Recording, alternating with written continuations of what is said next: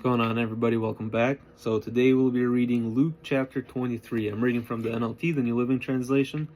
Without further ado, let's go ahead and dive in. Luke chapter 23. Jesus' trial before Pilate. When the entire council took Jesus over to Pilate, the Roman governor, they began at once to state their case. This man has been leading our people to ruin by telling them not to pay their taxes to the Roman government and by claiming to be the Messiah, a king. So Pilate asked him, "Are you the king of the Jews?" Jesus replied, "Yes, it is as you say." Pilate turned to the leading priests and to the crowd and said, "I find nothing wrong with this man." Then they became desperate. "But he's causing riots everywhere he goes, all over Judea, from Galilee to Jerusalem." "Oh, is he a Galilean?" Pilate asked. When they answered that he was, Pilate sent him to Herod Antipas. I hope I said that right. Because Galilee was under Herod's jurisdiction, and Herod happened to be in Jerusalem at the time. Herod was delighted at the opportunity to see Jesus because he had heard about him and had been hoping for a long time to see him perform a miracle. So here we see again a lot of the people that were following Jesus at that time, keep in mind, they didn't have no smartphones, internet, anything like that, right? So people would hear about something and they would want to go see it for themselves, kind of almost as entertainment. So a lot of people followed Jesus almost for entertainment purposes, to try to see like these miracles that they keep on hearing about him performing. Herod over here being one of those. He asked Jesus question after question, but Jesus refused to answer. Meanwhile, the leading priests and the teachers of religious law stood there shouting their accusations. Now Herod and his soldiers began mocking and ridiculing Jesus. Then they put a royal robe on him and sent him back to Pilate. Herod and Pilate, who had been enemies before, became friends that day. Then Pilate called together the leading priests and the other religious leaders, along with the people, and he announced his verdict. "You brought this man to me, accusing him of leading a revolt. I have examined him thoroughly on this point in your presence and find him innocent." Herod came to the same conclusion and sent him back to us. "Nothing this man has done calls for the death penalty, so I will have him flogged, but then I will release him." Then a mighty roar rose from the crowd. With one voice they shouted, "Kill him and release Barabbas to us." Barabbas was in prison for murder and for taking part in the insurrection in Jerusalem against the government. Pilate argued with them because he wanted to release Jesus, but they shouted, "Crucify him! Crucify him!" For the third time he demanded, "Why? What crime has he committed? I have found no reason to sentence him to death. I will therefore flog him and let him go." But the crowd shouted louder and louder for Jesus' death, and their voices prevailed. So Pilate sentenced Jesus to die, as they demanded. As they had requested, he released Barabbas, the man in prison for insurrection and murder. But he delivered Jesus over to them to do as they wished. The crucifixion. So in Luke, he definitely tones down the actual description of what the things that Jesus kind of went through, like way down. Comparison to like Matthew and Mark, they went into a lot more details. And then if you go back to those videos, it's going to be toward the later chapters towards Matthew and Mark as well at the end there, where you will see in Matthew, I believe I posted pictures of what the nails actually kind of looked like, where they would go through on the person, all the different the whips that they were using, the crown of thorns that they put on him, things of that nature, to kind of really show the horrendous type of treatment that Jesus received prior to even being put on the cross. The treatment was so bad that most of the people that received that type of punishment never even made it to the cross because they died prior to that. Jesus survived that and then went to the cross. He died on the cross, and thank God he was resurrected 3 days later to show us that he is the true Messiah. All right, we're going to go now into the crucifixion. As they led Jesus away, Simon of Cyrene, who was coming in from a country just then, was forced to follow Jesus and carry his cross. So at this point, Jesus was so exhausted, in such a rough, terrible shape, that he couldn't even carry his cross the whole entire way. So they had this guy, Simon of Cyrene, to carry the cross for him. The great crowds trailed along behind, including many grief-stricken women. But Jesus turned and said to them, "Daughters of Jerusalem, don't weep for me, but weep for yourselves and for your children. For the days are coming when they will say, 'Fortunate indeed are the women who are childless, the womb that has not borne a child, and the breasts that have never nursed.' People will beg for mountains to fall on them, and the hills to bury them. For if these things are done when the tree is green, what will happen when it is dry?" So when I read that the first time, kind of what I thought about is, at that point, it was only Jesus that was getting such horrendous treatment, right? And he was the Son of God. He is the Son of God. So he's saying, if these type of things are happening when the tree is green, what will happen when it is dry? So what is going to happen? What happened to early Christians in the first couple of centuries, right, after Jesus' death? They were tortured, beaten, killed in most horrendous ways, right? Even to this day, all around the world, from Nigeria to Syria to China to what's happening to Christians in Ukraine, all over the world, right?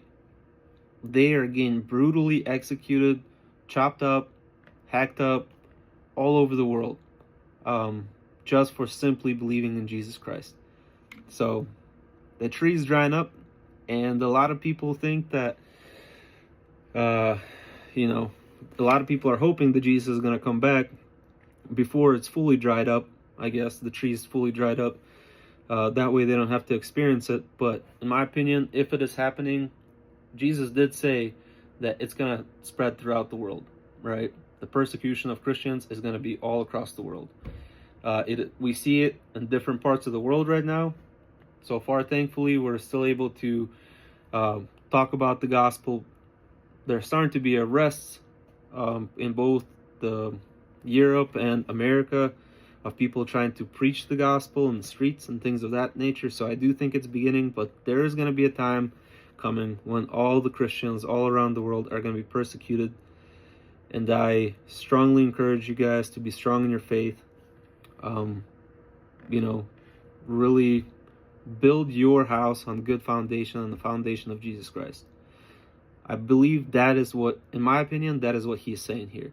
That if things are done this terribly to me right now, while the tree is green, how much worse is it going to get for all of you guys when it is dry? Anyways, let's continue. Verse 32. 2 others, both criminals, were led out to be executed with him. Finally, they came to a place called the Skull, or Calvary. All 3 were crucified there, Jesus on the center cross and the 2 criminals on either side. Jesus said, "Father, forgive these people because they don't know what they're doing." And the soldiers gambled for his clothes by throwing dice. So the soldiers gambling for his clothes by throwing dice, that was actually prophesied, hundreds, if not over 1,000 years ago by King David in the book of Psalms. And another thing that I want to point out here is Jesus, after he already went through all these beatings, all this torture, all this humiliation, now he is nailed to the cross and he's hanging there on that cross. Still at that point, he is saying, "Father, forgive these people because they don't know what they're doing." So if Jesus is able to do that, he keeps on encouraging us all throughout the gospel, all throughout the New Testament, right? Forgive and you will be forgiven. The way that you forgive others is the way the Father in heaven will forgive you. So if he can go through such terrible things and still, as his dying breaths, his last few hours or few minutes, whatever, he's still calling out to God. He's still calling out to his Father, "Father, forgive these people because they don't know what they're doing." That is an example for you guys to follow, right? Not just for you guys, obviously, for me, for everybody. The crowd watched, and the leaders laughed and scoffed. "He saved others," they said. "Let him save himself if he is really God's chosen one, the Messiah." The soldiers mocked him too, by offering him drink of sour wine. They called out to him, "If you're the king of the Jews, save yourselves." A signboard was nailed to the cross above him with these words, "This is the king of the Jews." So the sour wine, I kind of went into details more about it in the book of Matthew when we were reading that, and we got to that portion, to that part there. So if you want to go see it, check it out. I'm not gonna go over it again. It's pretty gruesome. It's very disturbing. Just further humiliation. One of the criminals hanging beside him scoffed, "So you're the Messiah, are you? Prove it by saving yourself and us too, while you're at it." But the other criminal protested, "Don't you fear God even when you're dying? We deserve to die for our evil deeds, but this man hasn't done anything wrong." Then he said, "Jesus, remember me when you come into your kingdom." And Jesus replied, "I assure you, today you will be with me in paradise." By this time it was noon, and darkness fell across the whole land until 3 o'clock. The light from the sun was gone, and suddenly the thick veil hanging in the temple was torn apart. Then Jesus shouted, "Father, I entrust my spirit into your hands." And with those words he breathed his last. Important thing to know about the veil in the temple. So the veil is what separated from the Holy of Holy Places. I talked about the temple in both Matthew and Mark. Go back and check that out if you want to know more information. But there was a Holy of Holy Places. That's where God's presence resided. There was a veil separating the Holy of Holies from the Holy. The Holy Places where the priests could do their tasks that they needed to do for worship and things of that nature. And only specific priest was ever allowed to go into the Holy of Holies for a very short period of time. So we see here that the veil was torn. So that separated God from the rest of the people. When that veil was torn, it was torn from the top to the bottom. So it's not like anybody could rip it, right? From bottom to the top. It ripped from the top to the bottom.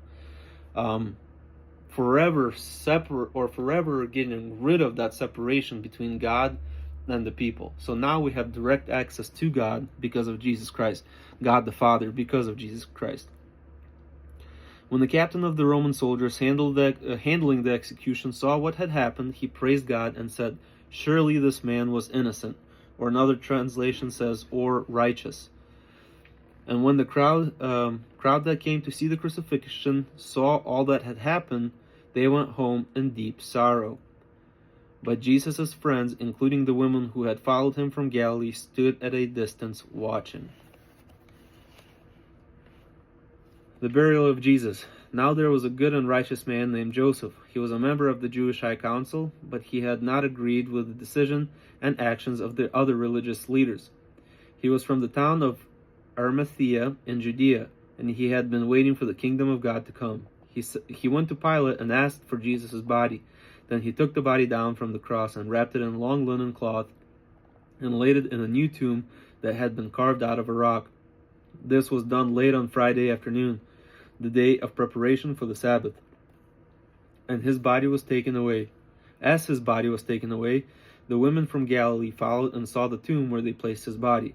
Then they went home and prepared spices and ointments to embalm him. But by the time they were finished, it was the Sabbath. So they rested all that day as required by the law.